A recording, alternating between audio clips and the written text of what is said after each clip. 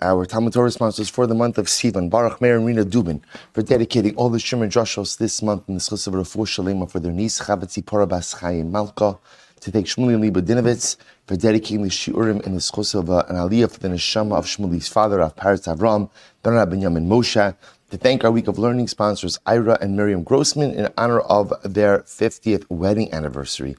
And to thank our Daf Yomi shir sponsors for today, Baruch Fischel and Sonia Kozlovsky and family for dedicating the shir and commemoration of the yard site of Mr. Leon Kozlovsky, Aryeh Ben Baruch. Mr. Kozlovsky has a special zechus and a special place in this year, as he was one of the founders of our shul's Daf Yomi program, together with a number of holy and precious Jews. We hope that in the merit of our Talmud Torah, his neshama will have an aliyah and his family a neshama. And also with that, let us begin. We have a lot to do today, Baruch Hashem. Today's daf is Kuf Tes 109, and we are picking up Emir Hashem at Kuf Ches Amud Beis 108b. Specifically, we are picking up at Ula Amar. So it is 2, 4, 6, 8, 10, 12, 14, 16, 18, 20. Okay, a lot. 21 lines up from the bottom. Ula Amar. So I'll say, remember again, we're trying to figure out in yesterday's daf the interesting discussion about whether or not, here's what we've established based on the Mishnah very quickly. Based on the Mishnah, we established the concept that halacha l'maisa, once miyun, if a marriage ends by miyun, then ultimately, again, there's an ability to resume that marriage later on. If marriage ends by a get, then by definition, the isra of machzir grushaso, of going ahead and remarrying one's divorcee, will once again set in. Of course, all of this is despite the fact that halacha l'maisa, we're talking about all rabbinic marriages. So Ula Amar, Ula explained the distinction as saying, Kigon sheshilsha begin. We're talking about a girl, a minor, who got divorced multiple times through gittin. Demechse kigdola. That at that point in time, again, she has the appearance of being an adult, given the fact that she's been divorced so many times. To which the Gemara says, Mantana, Amar Rav, my dichsiv. So let's listen to this. Rabbi, who this is the name of Rav? What's the meaning of the pasuk? Meimenu b'kesef shasinu, eitzenu b'mechir yavo. So this is incredible. The pasuk that the Gemara is quoting over here from Eicha, that literally, again, we drank our water. So what it means is, it cost us money, right? Drinking water cost money. We're only able to bring our wood with money. What does this refer to? I will say what it means is, the water over here is a metaphor to Torah. So what it means is there were times where obtaining Torah was expensive. So what is this a reference to? This is actually the second time in a week that we've referenced this episode of Rabbi Akiva being incarcerated. So what does this mean? In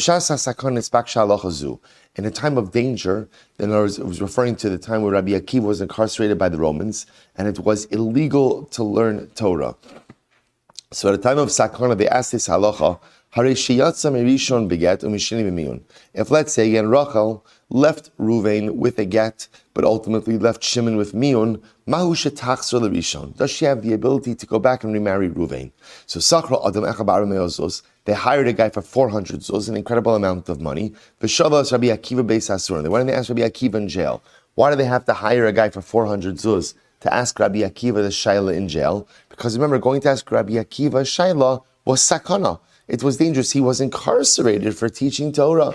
So now you're sending someone to ask him a shayla in prison, obviously sakana va'asar. And ultimately, again, Rabbi Akiva went ahead and he assered it.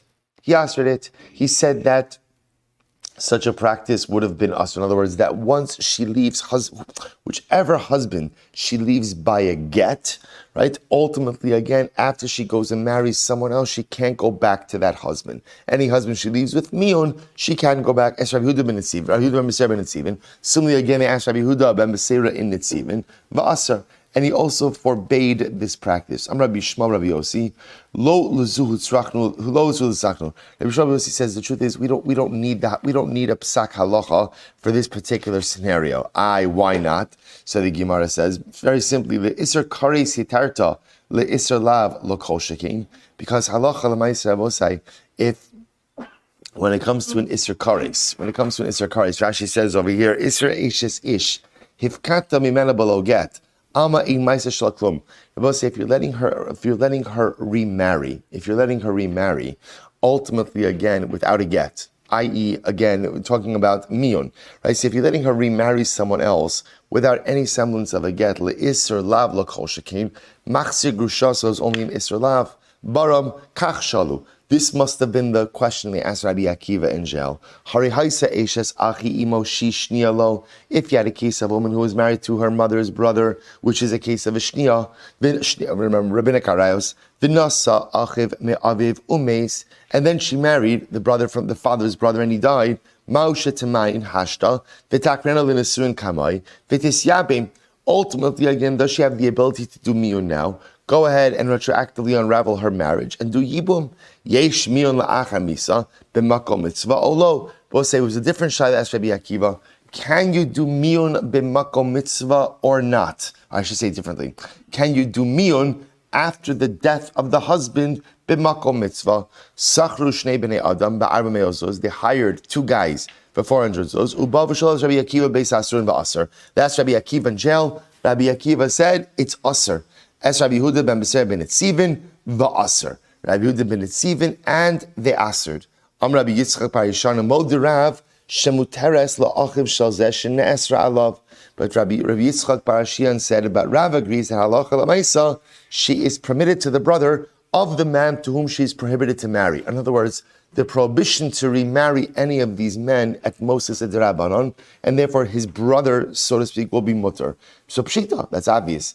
Who nihu demichras bermizosav ukrisosav aval achivlo. We'll say, going back to yesterday's daf, it's only the first husband who we are concerned that halacha lamaisa could go ahead and try to lure her back, woo her back into marriage, but his brother's not the case. What would you have thought? Ligzar hai atu hai. Perhaps you should be gozer on the brother, lest you come to marry the actual man we're concerned about. Kamash malon no.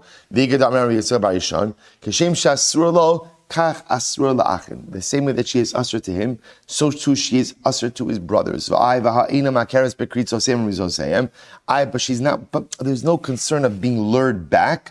Ultimately, it's gzera about her brothers, lest she come to go ahead and marry him. Good. I will say, bottom line, what do we take from this particular sugya?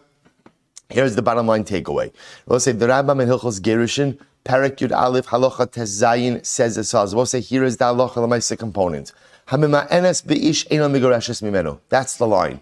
When a girl does miyun, that's not gerushin, right? I will say miyun and a get are not the same thing.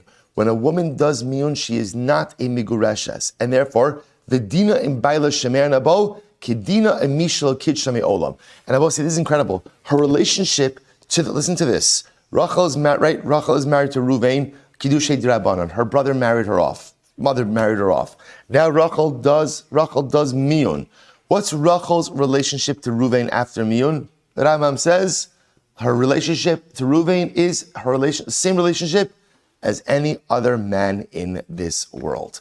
There is no vestige of a marriage in the aftermath of miyun. He mutares bekrovav, v'muta bekrovoseh. She can marry his relatives, he can marry her relatives, and not only that, v'la pasla min hakahuna. She is not forbidden to marry a Kohen. Rabbi say, isn't that the most incredible thing? After miyun, she is not prohibited from marrying into the kahuna. And therefore, again, the Rambam says, therefore,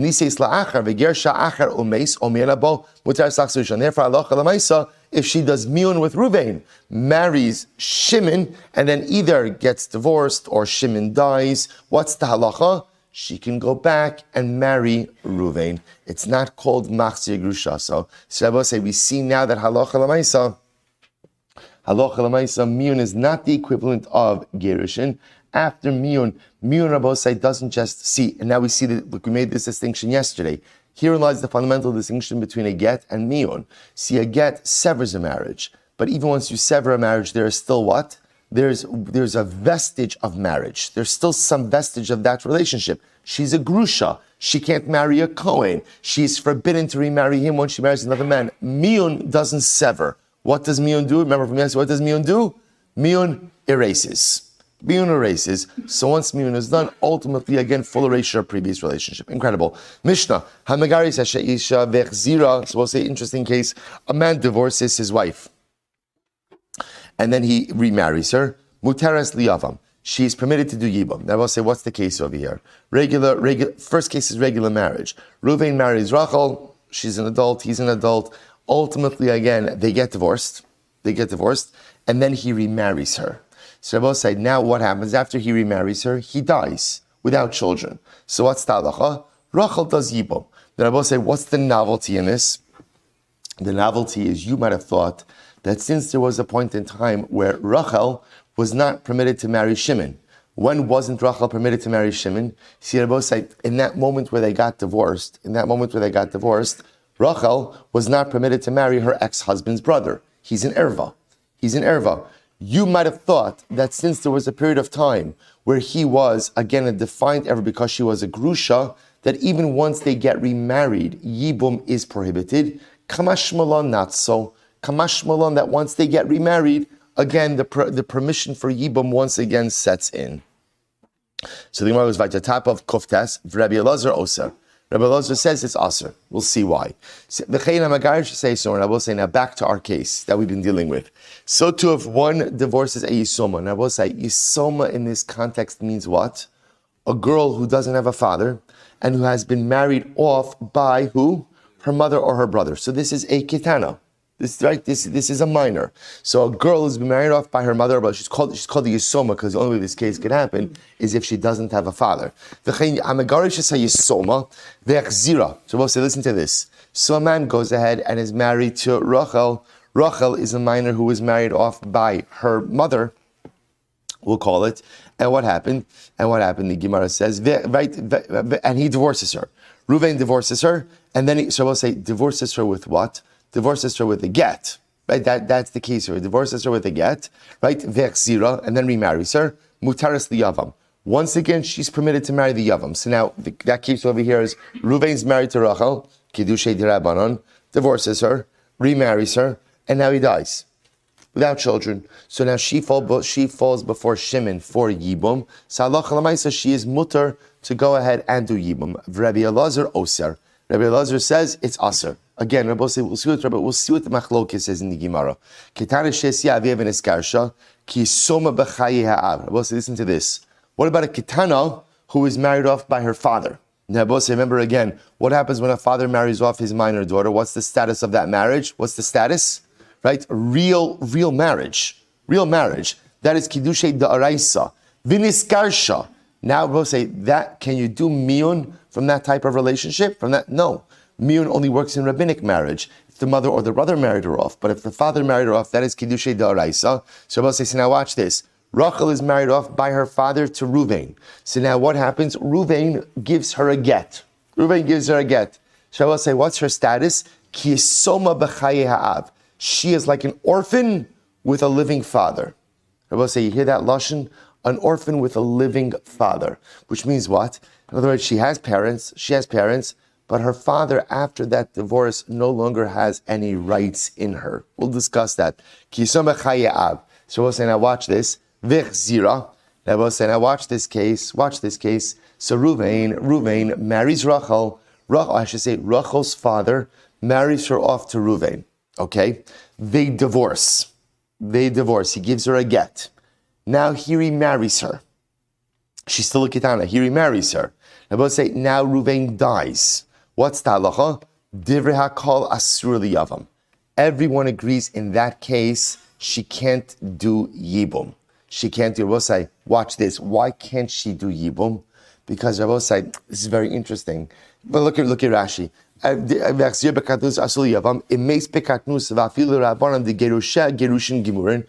say, listen to this.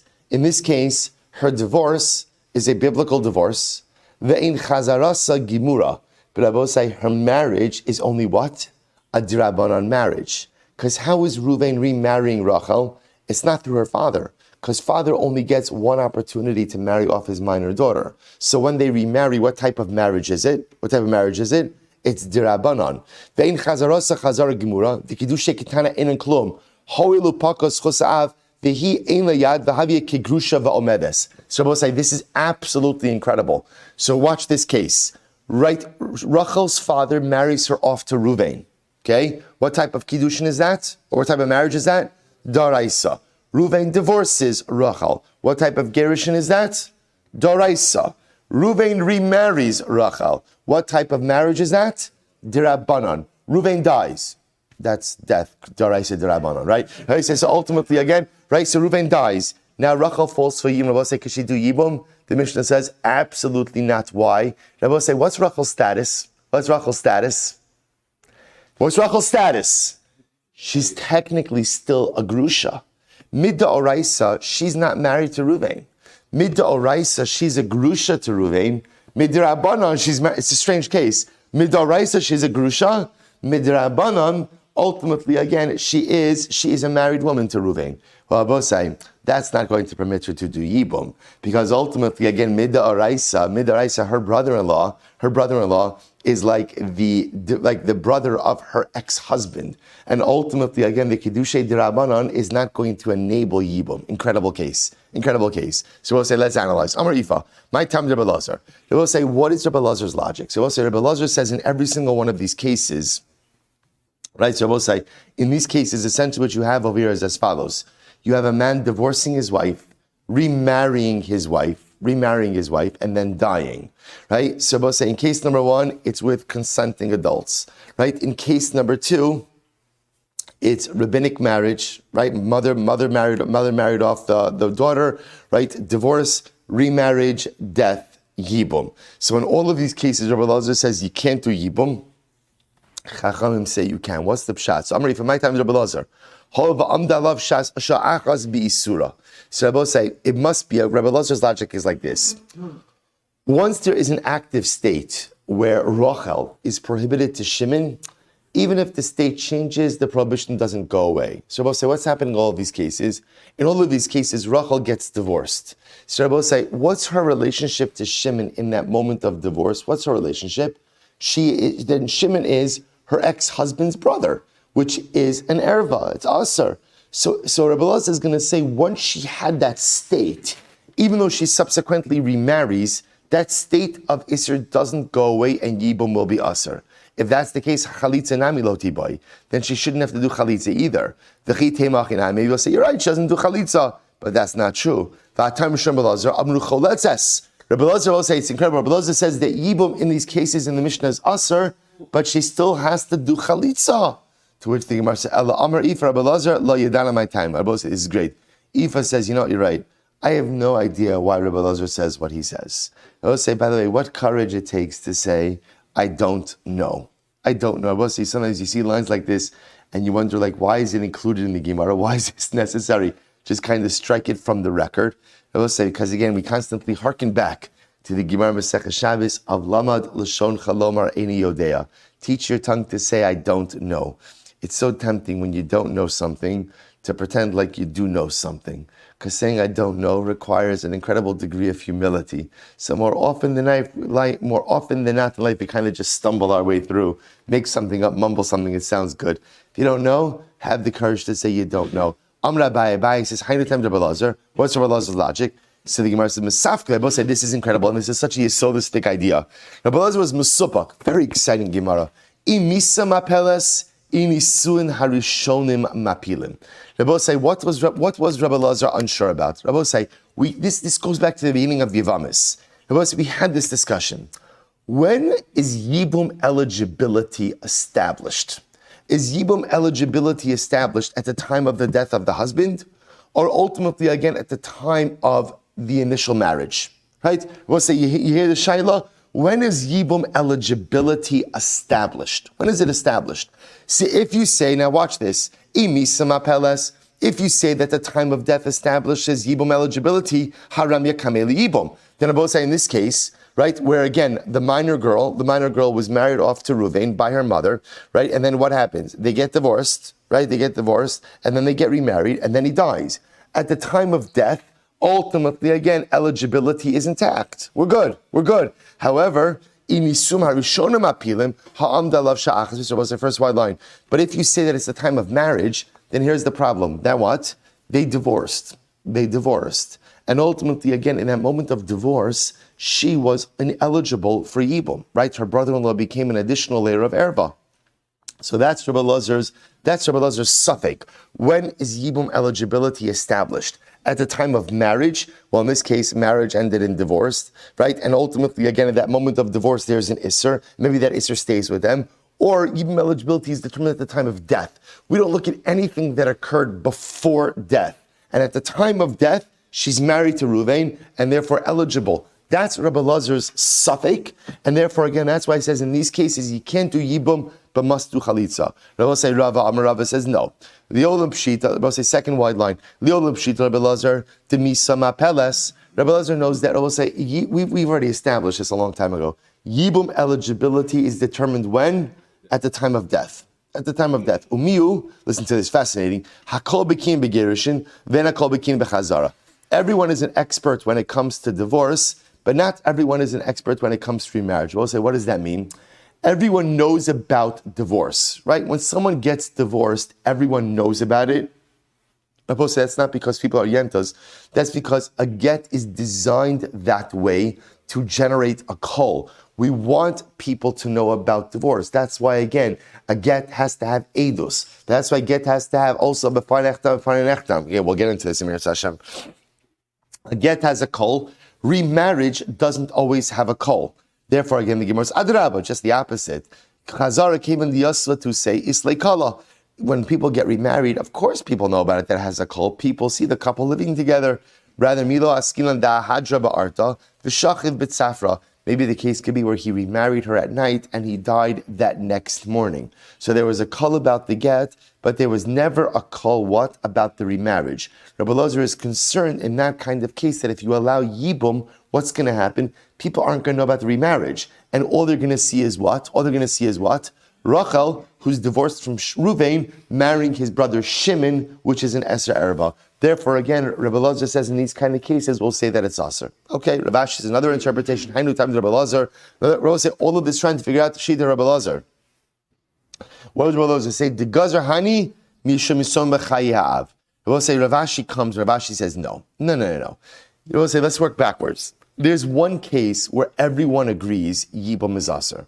Right? Rabbi say what's the one case? Remember the last case in the Mishnah. Let's go through this once more.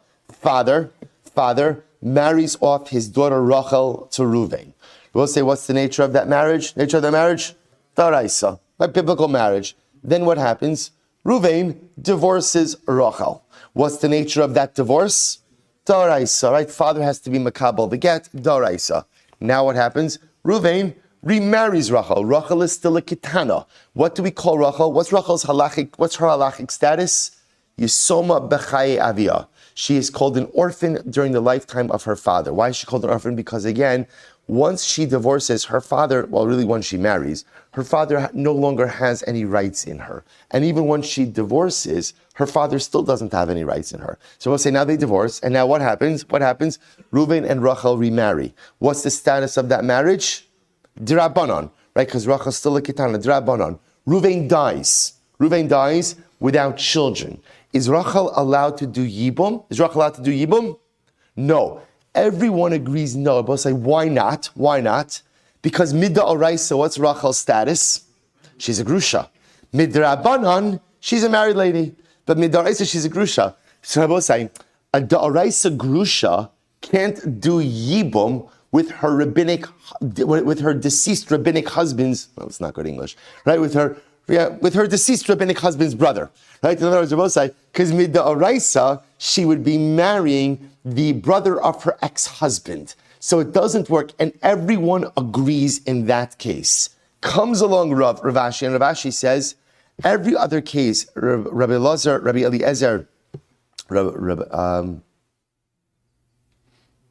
think he changes it to Rabbi Eliezer. Yeah, the Hagosian changes to Rabbi Eliezer. Every other case where Rabbi Eliezer asers is to prevent this case. So really, Rabbi Eliezer is hyper-focused on this last case of the Mishnah, Yisoma b'chayaviyah. and he answers every other case, lest you come to this case. So the Gemara says, how can I mistabra? This seems to be clear. Mediktani Sefer, so look at the end of the Mishnah. Kitana Shesia via Veneskarsha. If you have, the case I just mentioned, a Kitana, right? So Rachel's father married her off, and then to Ruvain, then they get divorced. She is like Yisoma b'chaya avia. She is like an orphan during the lifetime of her father. V'echzira, and now Ruvain and Rachel remarry. Divrei akol shasur liyavam. Everyone agrees that when Ruvain dies without children, Rachel is not permitted to do yibum. So the Gemara says, "Hi, my lememra pshita." The both say the truth is that case is obvious. That case, say it makes absolute sense. Why? Because again, she is a biblical grusha and only a rabbinic nisua. So of course she can't do yibum. Elalav hakamash malan. So I will say, why is that case brought in at all? Watch this. Elalav hakamash malan. Tamid Rabbi Lazar de Gazer Hanach Mishum Hai. Because Rabbi say the reason Rabbi Lazar answers in all of the previous cases in the Mishnah is in order to go is why, lest you come to confuse the previous cases with this last case. So all the previous prohibitions in the Mishnah are to safeguard this last case of Yisoma b'chaye aviha.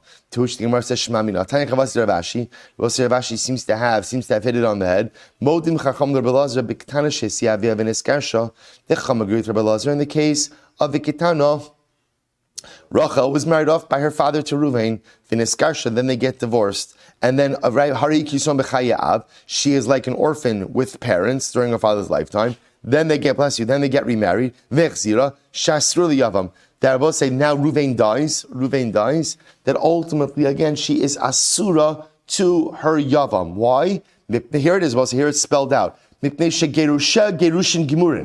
both say her divorce from Ruvain is a biblical divorce. So we'll say, by the way, I think I just mentioned this in passing, I'll mention it again. How does Rachel get divorced from Ruvain? She's a ketana. The father is makabel her get. Right? So her father is makabel her get on her behalf. So now she is a divorcee mid'oraisa. Ve'in chazarasa chazar gimura. But her remarriage is only a rabbinic remarriage. So Rabbi say, when is this true? Ultimately, what? When she is divorced, when she is a ketana. So all of this presupposes her divorce took place when she was a ketana, and what? Her marriage took place her remarriage took place when she was a ketana. Aval girsha kishi ketana. But if Ruvain divorced Rachel when she was a ketana, and what? V'chzira kishi gidola, and remarried her when she is a gidola. They both say then or inami hechzira kishi ketana, or remarried her when she was a ketana. The gadla etzlo, and then she became a gidola during the marriage. Umeis, then he dies. They both say in those cases, o choletzes o mis Yevamos. See, they both say in those cases, then what? Then Rachel can do yibum or chalitza. Why? They both say why? Because in that case, her second marriage is what? Is daraisa. Right? So either again, he remarried her, if Reuven remarried her once she's a gedol, if she's a consenting adult, that's a biblical marriage. Or again, he remarries her as a ketana, but he doesn't die immediately. She becomes a gedola in the context of the marriage, stays in the marriage, which means she accepts the marriage. Now that morphs into a biblical marriage as well. If he then dies, then einachinami she can do chalitza or yibum. Both say the only time she can't do yibum is in a very specific case where she's getting remarried as a ketana and is widowed as a ketana. Because then Rabbi says she has this really riveting scenario where again she is a grusha da'oraisa, a nesua, a married woman dirabanan, and therefore she can't do yibum because of her divorced status. To which the Gemara says, Rabbi Lazar nevertheless says, Cholet says, V'lo mes Yevamos. Rabbi Lazar says in both of those cases, still she does chalitza and not yibum. So we'll say, Rabbi Lazar seems to say, very interesting, that even in those cases where he remarries her as a gedola, or remarries her as a ketana and she becomes a gedola, he still holds she can't do yibum. Rabbi Lazar is so hyper-focused on that case of Yisoma b'chaye avia, that he answers yibum in all of those cases. We'll see how he paskin. So we'll say Rava ultimately asks Rav Nachman, Sarasa Mahu. What about her co-wife in these situations? Amrale, he gufa gzera. This girl herself is a gzera. Va'ananeko v'nigzera gzera l'gzera, which means gzera l'gzera. Va'tayim Rabbi Lazar. Amru hi v'tzarasa choletzes. But we said in the name of Rabbi Lazar that both he and her co-wife have to do chalitza. So it sounds like even the co-wife has to do chalitza in these cases. To which the Gemara says, "He v'tzarasa no elalav ohi otsarasa choletzes." Rather, what it means is either she or the co-wife have to do chalitza. To which the Gemara says, "Lav tarutze kamitaratzta." You're trying to answer this up. You could just as easily answer it a different way. Taratzachi hi choletzes. Sarasa ocholetzes omes yabemes. You could just as easily read it as saying she, this girl, has to do chalitza, but maybe her co-wife could do chalitza or yibum. So the Gemara says there's no definitive way to go ahead and reason out this question from the previous Gemara. Bottom line, Abosai, halacha l'maisa, how do we paskin? Let's work backwards. So Abosai, everyone agrees in the last case. What's the last case? Yisoma b'chaye aviha. Right? So Abosai, halacha l'maisa, yisoma b'chaye aviha. So Rachel's married off by her father, married off to Ruvain. Nature of the marriage, daraisa. Right? Good. Now they get divorced. Remember again, Abosai, can you do miyun in a situation like that? No. Miyun is only an option by rabbinic marriage, mother or brother. Father married her off, so again now Ruvain and Rachel decide to divorce. Who does Ruvain give the get to? Rachel's father. Good, now they're divorced. Now they get remarried. Mazel tov. Right? They're remarried. Now Ruvain dies. What's the halacha, Rabosai? So everyone agrees, Ruvain dies without children. Everyone agrees, what's the halacha? No yibum. No yibum. You have to chalitza. Now interesting, why do you have to chalitza? Because there's still a rabbinic marriage, and remember again, chalitza really never hurts, so to speak. So she's still going to have to do chalitza because there was a rabbinic marriage, but no yibum. Why no yibum? Because remember again, mid da'oraisa, she is what? A grusha. Mid da'rabanan, she's in a. So in the fact that she's biblically a grusha precludes any possibility of yibum. Now, Bosai, the caveat to that case is halacha l'maisa if they remarry, and let's say again she's not widowed until again she becomes a gedola, or they get married when she's a gedola. In that case, then what we would paskin that yibum would be permitted because halacha l'maisa. Right? Remember again, Bosai, when do we determine yibum eligibility? At what point in time? At the time of death. Very important halacha. The Bosai, the Rambam paskins like Rebbe Lazar in these other cases. Right, not in the first case, because the first case, Shabbos says, is a simple case that we just spoke about before. If a couple divorces and then they remarry, that halacha, and then he dies without children, halacha l'maisa, she does yibum, because as we just said before, we determine yibum eligibility by what? By ultimately, again, at the time of death. However, the Rambam does pass like Rebbe Lazar in the second case of the Mishnah, that Rabbi say halacha l'maisa, the case where a man is married to a yisoma, kiddushay dirabanan, divorces her with a get, remarries her and then dies without children, the Rambam Paskin is like Rebbe Lazar in that case, that ultimately she'll do chalitza, not yibum, lest you come to confuse that with the case of Yisoma b'chaye aviha. So we'll say some very important pieces of halacha l'maisa coming out of this sugya. Beautiful. Mishnah. Shnei achnos u'shnei achalos was a very interesting case. Two brothers married to two sisters. Don't worry, we're not back into charts, right? This is pretty straightforward. Two brothers married to two sisters, kitanos. So we'll say here's the case. Reuven and Shimon, two brothers, married to Rachel and Leah. Two sisters, both minors. Right? The Shteachayos kitanos. Umeis baila shel achos me'en. Shabbos says now interesting case. Reuven dies. And we'll say Reuven dies without children. So now what's going to have to happen? What has to happen? So Rachel, the widow, is going to fall to who? To Levi, the Yavam. Now I will say, is Yibum going to be possible in this case? No, why not? Sisters. So meis baila shel achos mehen halazu teitzim mishum achos isha. I will say, by the way, in this case, there's no even chalitza, right? This is Yevamos Daf Beis Amud Aleph, right? I will say, so again, it's halacha l'maisa. There's nothing in this case. Why? Because achos isha, right? When it's your sister's, what? When it's your wife's sister, there's no possibility of even, so no chalitza either, nothing. Achos isha, v'chein shtei charashos. And I will say the same would be in the case of two brothers married to two women who are deaf and mute. In other words, I will say in that case, there's not even proper marriage. We'll see that case as well. Gidola kitana, but say now watch this. Let's complicate a little bit, right? What's life without complicated mishnayos and meseches Yevamos? Hey, so we'll say, so now Reuven and Shimon are married to two sisters, but Rachel is an adult, right? And Leah is a kitana. So watch this. Meis baila shel kitana. So we'll say, so now what happens? Shimon dies, right? Shimon's married to Leah. Leah is the kitana. So meis baila shel kitana. So we'll say, so now what happens? So Leah the kitana falls to Reuven for Yibum. Teitziak Tanam Shum Achos Yisha. Easy case also. We'll say, obviously, no Yibum, no Chalitza. Ultimately, again, because Leah is the Ketana and she is the sister of Rachel, therefore nothing. So the Gemara says, Weiter. So Teitziak Shum Achos Yisha. Here's where it gets complicated. Meis Baila Shal Gedola. Watch this. Reuven dies. So Rabbi say, now watch this. Reuven's married to Rachel. Rachel is the adult sister. So now Rachel falls to Shimon. Right now, who is Shimon married to? Who's Shimon married to? Leah. Leah is a Kitana. Watch this. Now we've got a problem. Rabbi Elazar says, it's not a problem. Rabbi say, what do? We tell Leah, now remember, Leah is married to Shimon. What do we tell Leah? Do miyun. Why should Leah do miyun? Because if Leah does miyun, she dissolves the marriage to Shimon, and now what could Shimon do? Yibum. Shimon could now marry Rachel, who is an adult. Yibum. Rabbi Gamliel Omer, no. Imlav tamtin ad shetagdil. Rabbi Gamliel says, no. Rabbi Gamliel says, we do not encourage miyun. If Leah wants to do miyun, she could do miyun. But Allah Chalamaisa, we do not tell her she has to do miyun. So say, what's interesting over here is Rabbi Elazar says melamdin. Rabbi Elazar says melamdin means not coerce her, but lamaisa we encourage her, we teach her. It's a good idea. It's a good idea to do miyun. So Rabbi Gamliel says no. If she does miyun of her own volition, fine, but we don't teach her to do it.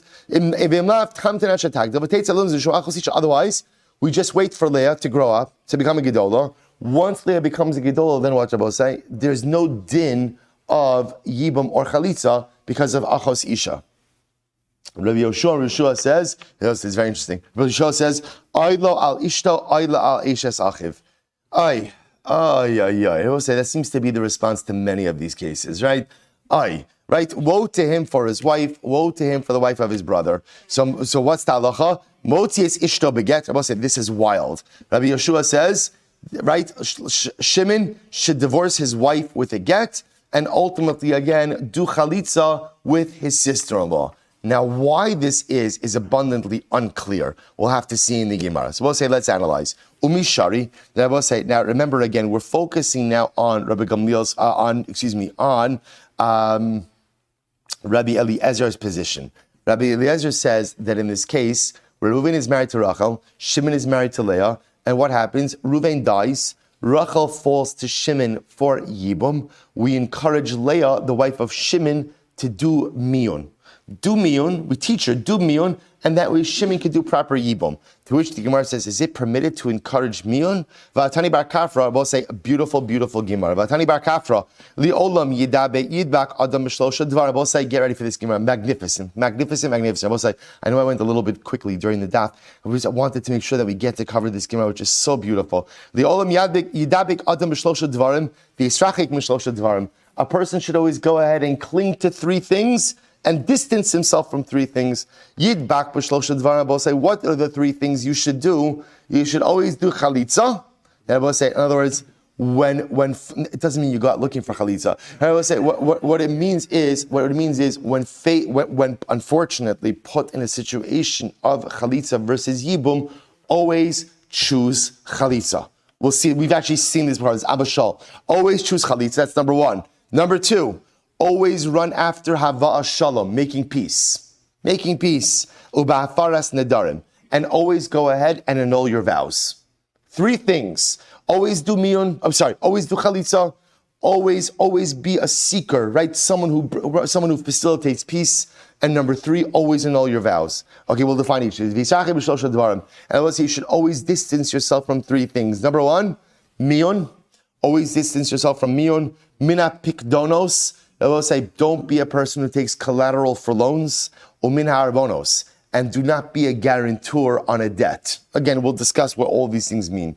So the Gemara says, before we get into this, I will say here, the Gemara is clearly telling us, don't do miyun, and yet Rabbi Eliezer is encouraging miyun, to which the Gemara says, no, miyun de mitzvah shiny. Miyun of a mitzvah is different. So remember again, why are we encouraging Leah to do miyun in this case? So why are we encouraging miyun? Why?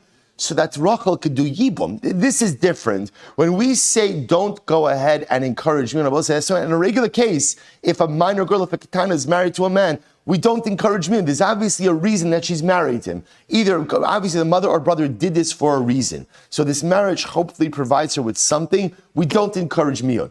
But when miyun allows for a mitzvah, so as we'll say, in other words, when the dissolution of a rabbinic marriage will allow for the performance of a biblical mitzvah, then perhaps in that case, we would encourage miyun. Incredible. Gufa, let's analyze this last brayso. Gufa, Tani bar kafra, li'olam yidabik adam mishlosha devarim. Listen to this, let's go back. A person, this is such beautiful Gemara. Tzaddik, what's your name? The dark golden t-shirt, what's your name? Ben Sion. Ben Sion, I just want to tell you, Mamish, how old are you? 9 years, we'll say. I'm not going to ask what we were doing when we were 9 years old at 6:30 in the morning.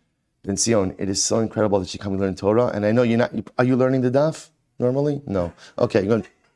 You're sitting Yevamos out. This one you're sitting out. Ben Sion, Mamish, if you continue to learn Torah from the age of 9 years old, listen to these words, because even you're going to appreciate this Gemara right now.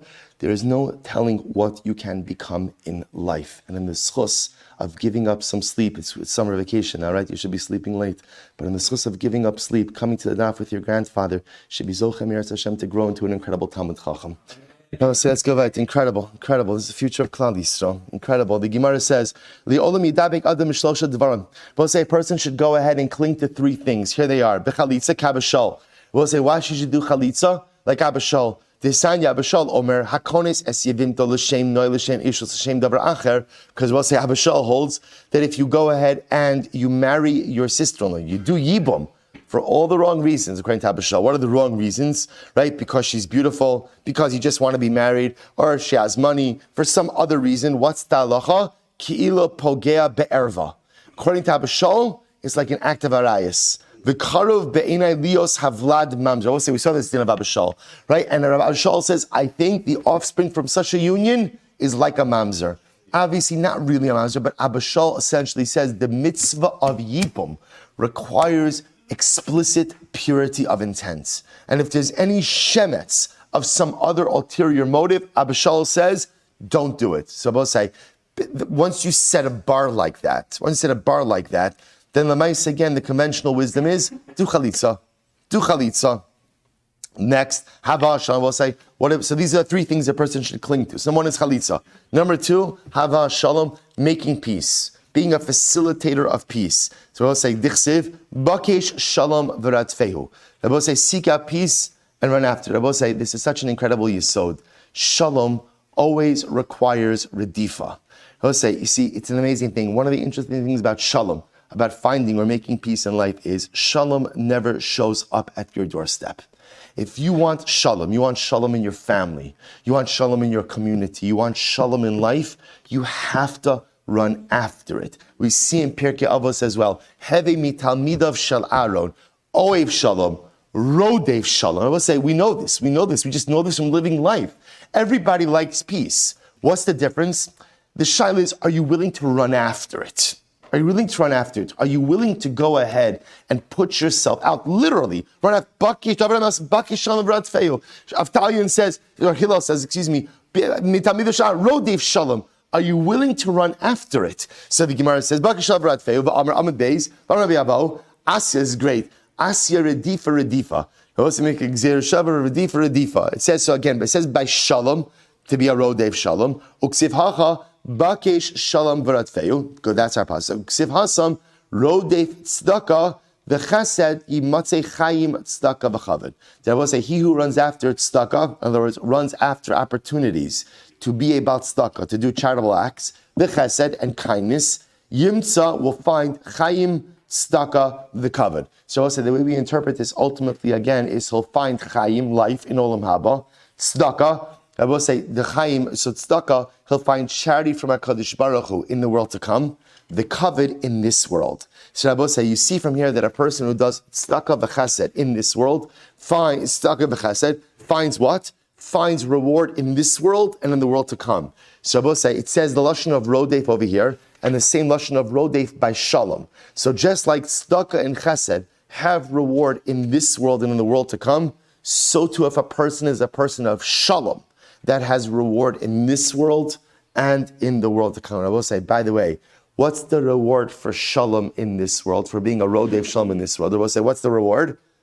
The reward is the shalom. I will say, everyone knows that when you have machlokes, it's terrible. It's terrible. And when you're zochah to have shalom, whether it's shalom bayis, whether it's shalom with your children, whether again it's shalom in your community, I will say that is the bracha. That is the bracha. Living a life of shalom ein bracha gidola mizo.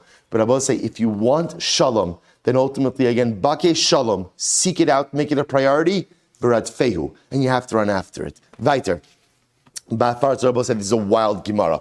What about afaras nadarim? Annulment of vows. Annulment of vows. I will say, get ready for this. Krabi Nasan. So I will say, this is pretty incredible. What the Gemara is saying is, the preferred method in life is, if you made a vow, get that annulled as quickly as you can. So Rabbi will say, whose opinion does this reflect? Rabbi Nasan, the Sanya, Rabbi Nasan Omer, hanoder, if a person makes a neder, ki'ilu bana bama. It's as if you have built a bama. I will say, remember again, a bama was a private altar used for idolatrous service. So if you go ahead and you make a neder, it's as if you've built a bama. V'hamakaimo, and I will say, if you fulfill the neder, kilu hikriv alav karban. It's as if you offered a karban. And I will say, it's wild. And I will say, by the way, the guy in question, has he done anything wrong? Has he done anything wrong? He made a neder and he fulfilled his neder, right? So I will say, yet the Gemara says, making the neder, it's as if you built the bama. Fulfilling the neder, it's as if what? You've offered up an offering on the bama. We'll say, what's going on over here? Look at Rashi. Kilu bana bama, b'shas isra bamos, t'chotehu, t'chsev v'chisechta lindar, halo sechta yebachachit. See, I will say, what does it mean if you make a neder, it's like you're making a bama? See, I will say, when a person makes a bama, do they have good intentions? Do they have good intentions? Yeah, of course. Of course. I will say, think about this just a moment. The Chazon Ish wrote, people think that we're on a much greater level now, that we don't worship idolatry. He says it's not true. He says, I will say, when there was Avodah Zarah, people had a yearning to connect to something bigger than themselves. Now, the truth is, without the Yitzhak for Avodah Zarah, I'm just content serving me. Right? I'm okay, just about making my life about me. So we're saying, when a person builds a bama, as much as a bama is aser, there is an effort to connect to something bigger. So that's good. That's good. And by the way, sometimes also a person builds a bama to Hashem, because we'll say we also built bamas. So I will say, building a bama represents an act, well, for now, according to Rashi, of serving HaKadosh Baruch Hu. But it's serving HaKadosh Baruch Hu in the wrong way. So a person makes a neder, HaKadosh Baruch Hu doesn't want nidarim. Why? Because at the end of the day, nidarim are dangerous. Because l'maisa, again, non-fulfillment of nidarim ultimately is what? Carries very severe penalties with it. So therefore, again, Chazal don't want you making nidarim. So when you make a neder, it's like the person making a bama. Well-intentioned, but wrong way to go. And I will say, if you fulfill the neder, it's even worse. It sounds counterintuitive. Why is it even worse? I will say, because you see, when a person makes neder and fulfills it, what do they think to themselves? Oh, I got this. Come on. It's not so bad. I know I got this neder thing under control, right? I make it, I fulfill it, and I will say that's when things really get disastrous. Because when I think that I'm in control of something, and when I think that I've handled something, that opens the door for all types of negative behaviors. So making the neder is like making the bama. Fulfilling it is like offering a carbon, because now I'm even in a greater danger zone, because halacha l'maisa, I've made the neder, fulfilled it, and now I think I'm in control of nidarim. So therefore, I will say again, a person should stay away from nidarim. And I will say, by the way, it doesn't mean, see, a person often would make a neder as a mechanism to propel myself to do something. L'maisa, we have to be self-starters or self-motivators as well. The ability to get the job done even without having to tap into the halachic mechanism of nidarim. Quite incredible. V'yisrachik m'shlosha dvarim. So I will say a person should go and distance themselves from three things. Mina mi'unin. I will say, why do you have to distance yourself from mi'un? From mi'un. Dilma gadla umichra tabei. Because I will say, why should you distance herself from mi'un? Because maybe the girl will do mi'un and she'll grow up, right? And she'll have remorse getting out of that marriage. In other words, that was a good marriage. Maybe she was too young to appreciate it. So therefore, avoid mi'un. Mina pikdonos. I will say, this is interesting. Stay away from taking a pikada from a collateral. Why not? So I will say, it's a very specific case. Bebar Masa is talking about someone who lives in the city with you. The Baise Ki Baise Dami. I'll say what it means is don't take collateral from someone with whom you live in the same city and who frequents your home. Why? Rashi says, what are we concerned about? Because the guy, because he frequents your home, what's going to happen? Well, he's going to come into your house. He's going to take the pikadon back. You're not going to know about it. He's going to repay the debt. He's going to demand return of the pikadon. You're not going to be able to find the pikadon, and you're going to be on the hook to pay back for the pikadon. So it's a very specific case. In other words, don't take a pikadon from someone with whom you are familiar with, which Rabosai is in general like a very good, solid piece of rabbinic advice about not necessarily doing business with people with whom you are friends, right? Because sometimes, again, that familiarity, which is so nice in so many areas of life, ultimately, again, could really backfire when it comes to one's transactional life. Minai Ravon. So we'll say, when should you avoid being a guarantor? Now we'll say, this also sounds like a little bit like, come on, it's good to be a guarantor for someone's debt. So why shouldn't I be a guarantor? Ba'arvi Shaltzion. Now we'll say, it's talking about, again, the guarantors of Shaltzion. Shaltzion is either a name of a place, Rashi says, or lemaisa descriptive, ultimately, of a type of guarantee. Don't be Yitzchak Ma'dichsiv, Ra Yeroa Ki Arev Zar. So we'll say, listen to this. In the Arvei Shaltzion, we'll say in the city of Shaltzion, or this type of Eiravon, so we'll say normally halachically, how does a guarantor work? I borrow $1,000 from Ruvain, and Shimon is my guarantor. So I will say, how does normal guarantorship work? When borrower defaults, then lender can go to guarantor. I will say in what we call an Arev Shaltzion, that wasn't the case. Rather, a lender has the ability to go right to the guarantor and bypass the borrower. So the Gemara says, don't get involved in that type of stuff. That's, again, you want to be a guarantor on a debt for someone that you trust, that's fine. But avoid this type of Arvei Shaltzion, where you could bypass the borrower and go right to the guarantor. So the Gemara says, good. Not only that, but bad after bad, evil after evil, shall come on to those who accept gerim, who go and accept converts. Ula arbe shaltzion, and to those who become this shaltzion type of guarantors. Ula tokea atzmo ledvar halacha, and one who inserts himself into a dvar halacha. We'll define all of these. So I'll say, what does this mean? What's wrong with accepting gerim? Rabbi Chalbo, kashim gerim liyisol kesapachas ba'ar. I will say we saw this sugya. We saw this sugya before. Again, Misrah says Daf Mem Zayin.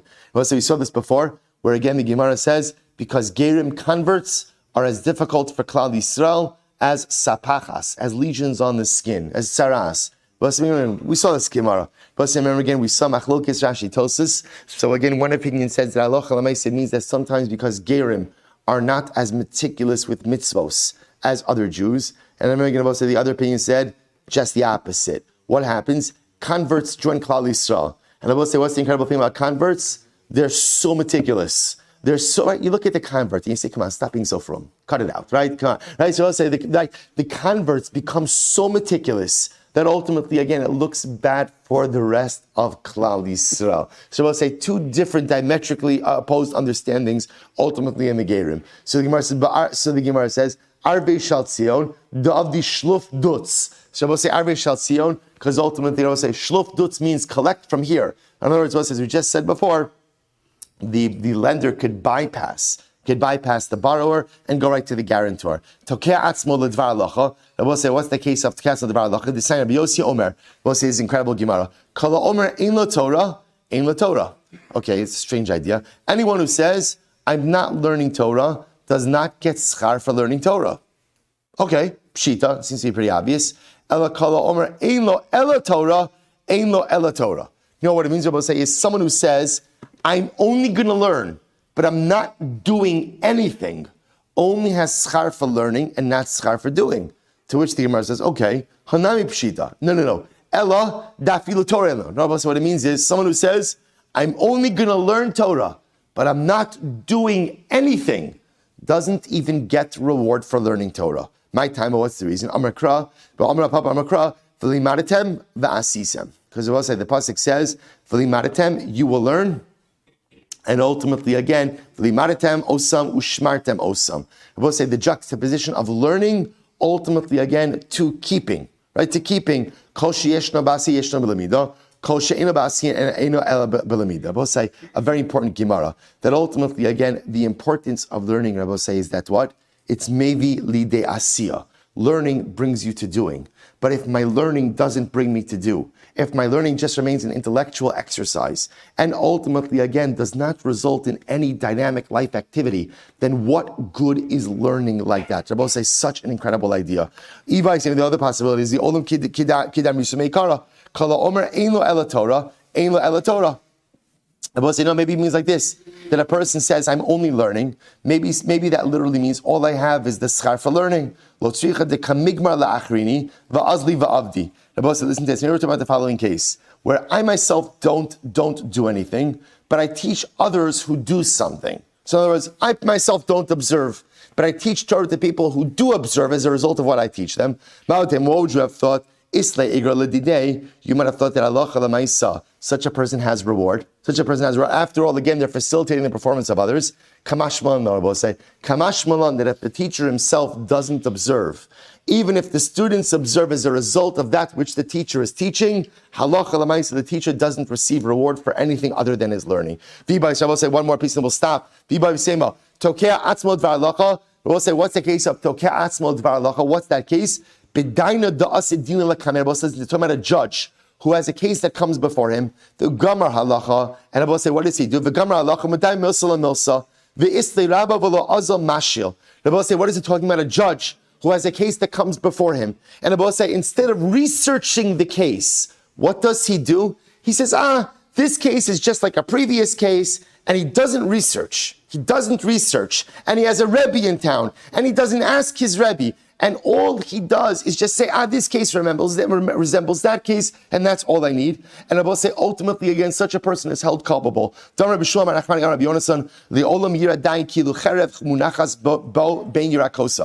say a dayan should always see as if there is a sword suspended between his legs. The Gehenim pesucha lo mitachtov, and Gehenim is open underneath him. Shnei Amar hine mitaso shel Shlomo shishim gibarim saviv lo migibar Yisrael mipachad baleilos mipachad shel Gehenim shedom eleah. Because the pasuk says, bed of Shlomo Melech was surrounded by 60 strong men. We'll say this is a reference to din, which we're not going to get into now. But Lamaisa again, so I will say either Tokela din means two important lessons. Number one, for the dayan, how careful the dayan has to treat each and every case. Each and every case must be dealt with on its own merit. And again, I will say one can simply not rely on precedent by itself.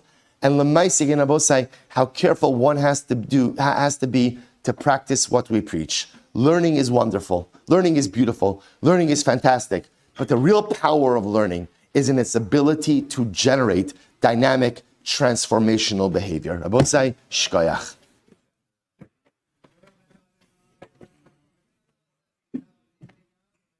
All right, have on Zoom. A good Shabbos, everyone. Okay.